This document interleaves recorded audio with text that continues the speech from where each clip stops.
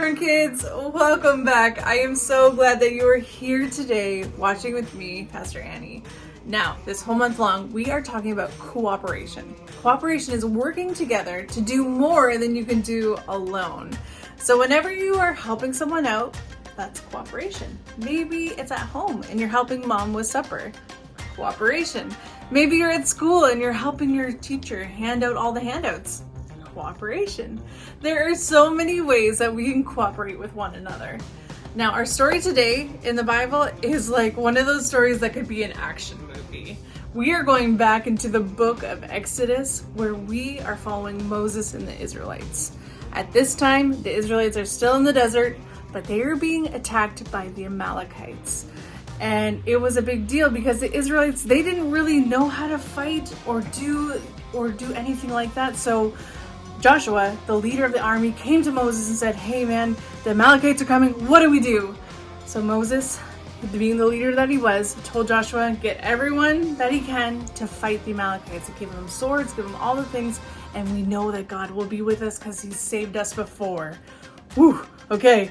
So now Moses goes up on a hill to see what's going on, and he goes with his brother Aaron and his friend Hur. And they go up on this mountain and they see what's going on, and Moses has his staff that God gave him. And this was the staff that he put in the water that split the Red Sea. So this staff was no ordinary walking stick. Now Moses, he thought, you know what, God, he has saved us before, and he raised up his two hands with his staff and he held it up high. And when he did that, the Israelites started to win. When his arms grew tired, then the Israelites started to lose. So Aaron and Hur saw this, and they saw that Moses was getting tired. So what did they do? They held onto Moses' arms and made sure his arms were held high until the battle was done. And I will leave it up to the story to show you or to see what the end is. But I think you know, right? Because our bottom line is work together to help someone succeed. Sometimes we are very focused on ourselves, right? And we want to succeed. And sometimes we do, but you know what? There's always others that come around us to help us succeed. So I want you to look around this week to see where you can help others succeed. Maybe it's at school, maybe it's at home with your parents and your siblings, maybe it's just outside of the grocery store. Who knows? God will put you in places where you can help others succeed. Well, friends, I hope you enjoyed this Bible story today and you can see the awesome action that takes place. We'll see you next week, okay? Bye.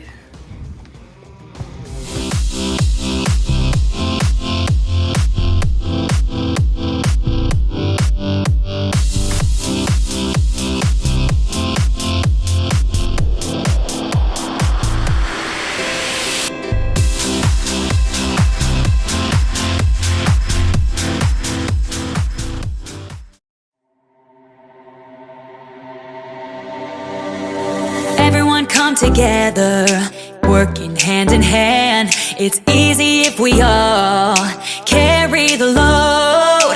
Look at all we can do to build a better world. When you can trust in me and I can trust in you. So put your hands together. Together we can do anything, anything we all want. One voice, one heart, one love. Whoa.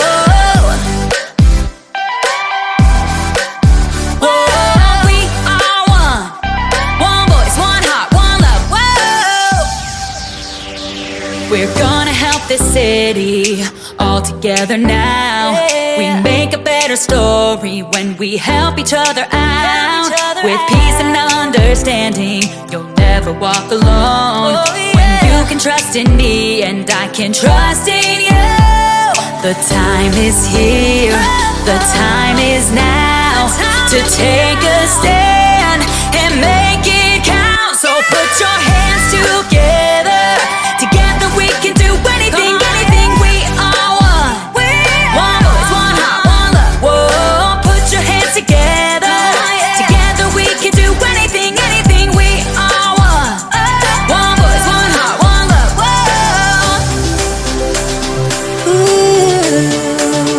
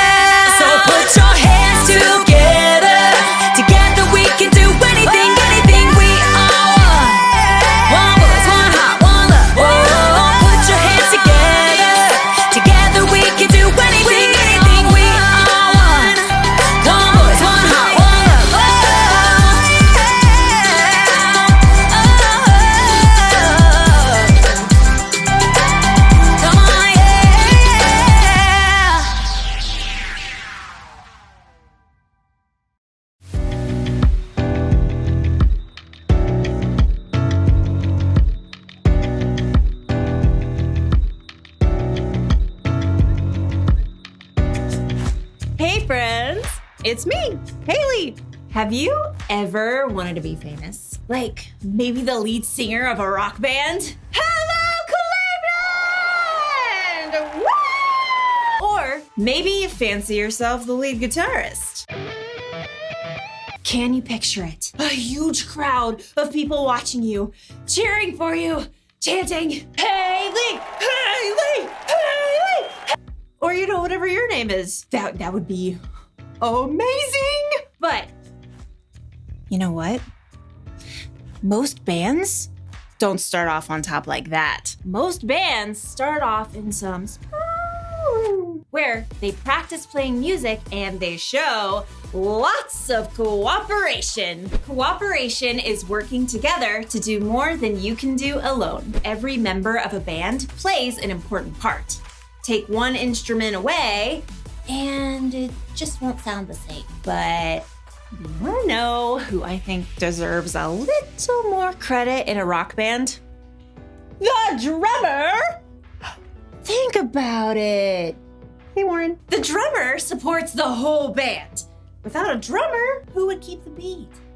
Happy birthday to you. Happy birthday to you. Happy birthday, dear Warren. But with a good drummer, the band stays in rhythm. Drummers may not be the most famous, but they get to decide how fast or how slow the songs are. Plus, a drummer can make every joke just a little bit funnier. The drummer works together with the band to help support the singer. This gives a new meaning to the word Band-Aid. Do you get it? In today's story, we'll learn about a great battle fought by the Israelites. A battle that took all kinds of cooperation. They really had to band together. Get it? I'll see you in a few. Thank you, Oklahoma City! Yeah! Woo! The Bible. It's 66 books of history, stories, letters, and poetry that fit together to form God's one big story. The epic adventure of how He created us and loves us so much that He made a way to rescue us. As we travel through the Bible, from Genesis to Revelation, we discover people who met God and found their lives changed forever. Now, for an amazing story, inspired by the book of Exodus, chapter 17, verses 8 through 13. God had freed the Israelites from slavery in Egypt and led them into the desert. But with no home of their own, the Israelites were still wide open to enemy attack as they traveled. One evening, as Moses walked through the camp, his assistant Joshua raced up. Amalekites! Where? How many? Just a few men right now. They attacked at the rear, where many of the women and children are. But we beat them back. They'll come in full force tomorrow. Moses turned to survey the land around them in the last rays of the setting sun. The whole valley of Rephidim spread out before them. Nearby, a high hill provided a lookout for the whole countryside. We have no army. We'll have to fight. You choose our best men and get ready for battle in the morning. Will you come with us? No, Moses pointed at the hilltop. I'll climb up there and hold up the walking stick that God gave me. Both men looked at the sturdy staff in Moses' hand. It was no ordinary stick. Moses had lifted the staff when God had parted the water of the Red Sea so the Israelites could escape. Yes, sir.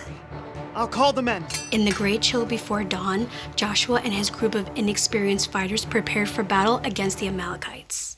I've never held a sword. God has saved us many times. He can do it again.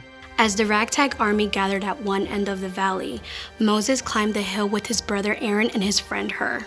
So, Moses, what's the plan? Yeah, those Amalekites got some mean fighters. We'll call on God. As the three men crested the hill, they turned to look back. The rising sun flooded the valley. They could see Joshua and the Israelites just below. At the far end of the valley, a vast swarm of Amalekites rushed forward. Oh, more Amalekites than bees in a hive. Within minutes, the two groups clashed. It was clear from the very beginning that the Amalekites had the upper hand. They'll wipe us out in no time. Wait. At the very crest of the hill, Moses grabbed his staff and raised both hands high in the air. Our God is stronger than any enemy. In a short time, the tide seemed to turn. Well, what do you know? Joshua's pushing them back. The Israelites steadily beat back the Amalekite army. But as the sun rose and the heat increased, Moses' arms grew tired. Little by little, his arms sank down. Uh-oh. The Amalekites have busted through our line right there. We were doing so well. God, help us. With an effort, Moses lifted his hands high again. Joshua had formed a strong band of fighters, and once again, the Israelites surged forward. Moses lowered his arms to stretch. Ah, my back! What just happened? Joshua had them. Moses stepped forward to see, raising his hands high again. Aaron turned to stare at his brother. It's your hands. When your hands are raised up toward God, we're winning. Yeah, and when you drop them, those fool Amalekites start to win. Yes, but I can't do this all day. Moses' arms began to shake. Hold it 1 more minute. I got a rock-solid plan. Aaron? Together, Aaron and Hur rolled a huge stone to the place where Moses stood. Now, you set yourself right down, Mo. Carefully, Moses lowered himself onto the rock, fighting to keep his hands high in the air. My arms! We got it, brother. Aaron and Hur each stood on one side of Moses and held up a hand. Phew!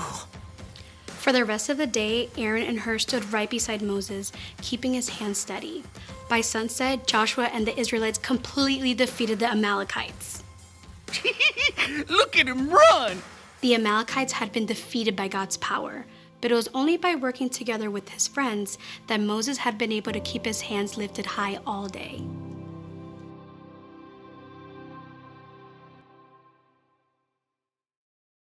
The battle against the Amalekites took loads of cooperation. Aaron and Hur worked together to help Moses. The 3 of them worked together to help Joshua and the Israelites. And God worked with all of them to do something miraculous. What's cool is that none of those people did what they did to make themselves famous. They were each trying to help someone else succeed. That's something you can do too. You can work together not because it makes you look good, but because it helps someone else. After all, life isn't always all about you. You could work with a friend on their homework, even when it's not your grade. You could help your brother or sister clean up their room, even though you didn't make the mess. If a friend is involved in a sport that you don't play, you could help make signs or posters to cheer them on. Jesus once said, "In everything, do to others what you would want them to do to you." In other words, you should treat others the way you want to be treated. Here's one way you can do that today. Work together to help someone succeed. Working together for unselfish reasons is a great way to show someone you love them. What are you waiting for? Go get the band together and hop on the cooperation bandwagon. And I don't miss a beat. It's time to face the music. Wait. See if you can drum up some support. No, drum up some support. No, okay, no support for that one. Thanks, Warren. I'll see you next time.